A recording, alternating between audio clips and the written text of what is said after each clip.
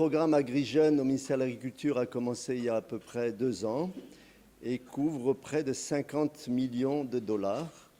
Et aujourd'hui, l'agrément qui a été signé est d'octroyer 10 millions de dollars à la DER pour pouvoir suivre les jeunes dans le milieu des micro-entreprises rurales, puisque nous sommes spécialisés sur l'agriculture.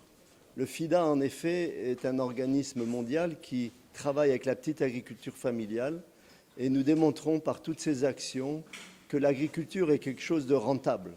Donc j'encourage les jeunes à se lancer dans ces activités d'une manière moderne, comme cela est démontré dans beaucoup d'endroits du Sénégal. On peut non seulement se nourrir de l'agriculture, mais on peut employer beaucoup de monde et on peut aussi s'enrichir de l'agriculture. Donc nous souhaitons le mieux à la DER pour toutes ces actions en cours et à venir et à AgriJeunes pour le développement. Je dois dire en conclusion que le FIDA est très heureux de cet agrément car c'est un premier pied dans le programme national d'emploi des jeunes et des femmes promu par le gouvernement. Nous attendions ce programme, je dois dire avec impatience, depuis quelques années et il est toujours plus intéressant de travailler sur des programmes d'ampleur nationale parce que cela nous permet d'assurer une durabilité des actions. Avec le représentant régional du Fonds international pour le développement de l'agriculture, le FIDA, M. Benoît Thierry, aussi accompagné de M. Massamba Diop, qui est le coordinateur national du programme AgriJeunes, Réunion. Comme vous le savez, nous sommes dans un contexte de relance économique. Nous sommes dans un contexte d'exécution du programme national pour l'emploi des jeunes, le programme d'urgence Réunion. Et il est fort heureux que la DRFJ fasse ce partenariat avec le FIDA pour l'exécution financière du programme en direction des jeunes et femmes agriculteurs, éleveurs et pêcheurs de notre pays.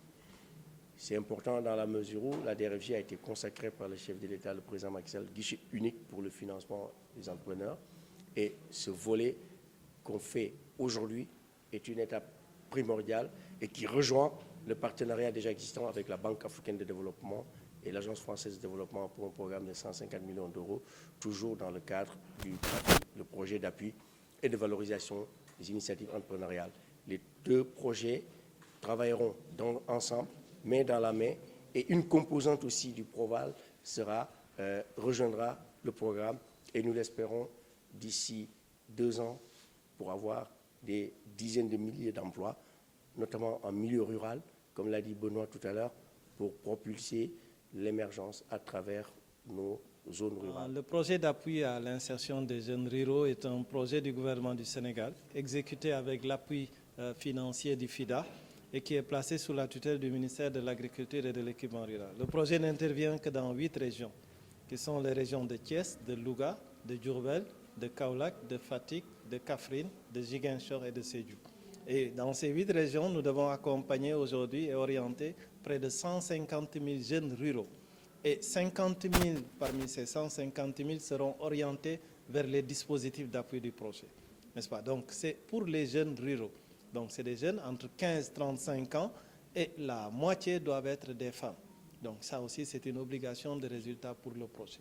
Donc nous devons promouvoir ces jeunes dans des activités rentables au niveau des chaînes de valeur agro-sylvopastorales et halieutiques. Mais notre cible principale, donc, comme on le disait, c'est au moins 50% des femmes, mais c'est des jeunes qui sont issus d'exploitations familiales pauvres. Aujourd'hui, il revient, dans le cadre de cette convention avec la DER, de créer presque une autoroute pour ces jeunes ruraux qui sont exclus des systèmes financiers, a fortiori pour les pauvres. Donc c'est ce mécanisme-là que nous allons mettre en œuvre avec l'ADER, mais avec les autres partenaires du projet, pour aujourd'hui, alors que ces jeunes puissent accéder à l'entrepreneuriat, n'est-ce pas, par le biais du financement, mais aussi par le biais d'autres outils, parce que le projet va les appuyer avec l'assurance agricole payée sur 3 ans, n'est-ce pas, mais aussi avec d'autres outils financiers qui vont faciliter, qui vont réduire un peu le risque, n'est-ce pas, pour les jeunes, mais aussi qu'enfin qu'ils puissent promouvoir leur idée d'entreprise.